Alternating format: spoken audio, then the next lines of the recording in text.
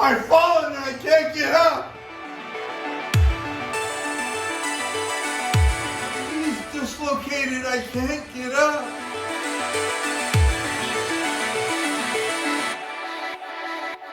When we believe that a patient has dislocated any joint, you always want to approach them and take a brief history.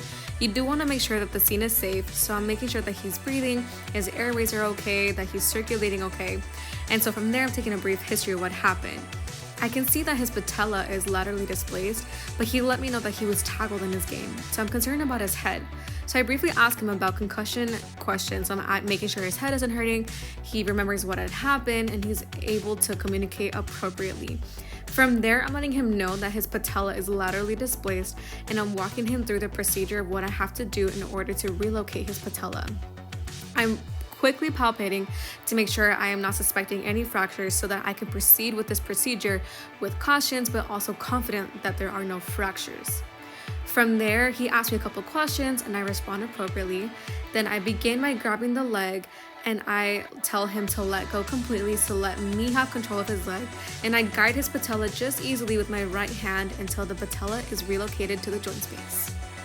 From there, I am ensuring that I feel for a pulse at the dorsal pedal pulse. Then I also check his circulation, so I check cap refill. I check his sensory to make sure he can feel me touching his leg. Then from there, I ask him to wiggle his toes. Oh, my shoulder hurts. Here, I'm just allowing the patient to express her concerns to me and just let me know what happened.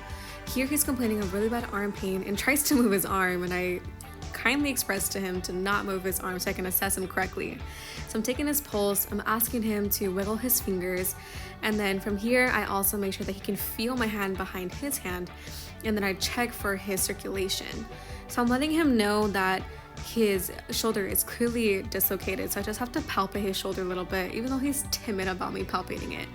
I just have to make sure there are no fractures, even though he's in some pain, but I need to make sure that there are no fractures so that I can continue to successfully attempt to relocate his shoulder.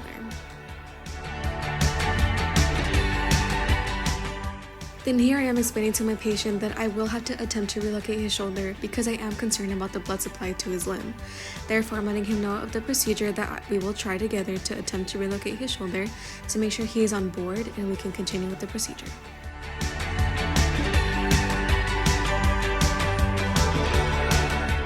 I begin by assessing PCMS, so I check for a pulse at the radial pulse, and then again reminding him not to move his shoulder. Then I ask him if he can wiggle his fingers, I check for cap refill, and then I also make sure he can feel my thumb rubbing against his hand. With the patient on a hard surface, I'm asking him to hold the knee on the same side as the dislocated shoulder.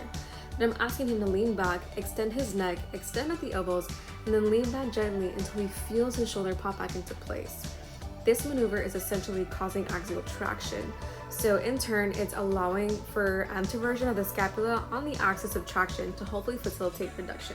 And again, I'm assessing PCMS, so I'm feeling for that distal radial pulse. Then I ask the patient to wiggle his fingers, and then I ask him if he can feel my hand rubbing against his hand. And then from there, I'm assessing his cap refill on his thumb. Then after a couple more palpations, I let my patient know that the reduction was successful, but that he will be in a sling for some time, and then he would also have to go in to get x-rays to ensure that everything is okay. Oh, good. Good?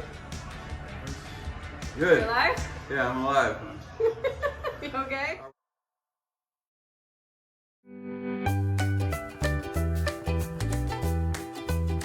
Because my arm's broken. No, your knee's dislocated. Oh, my knee's broken. It's dislocated. Oh, take 3. Are you okay? No, I said you I okay? fell. I can't get up.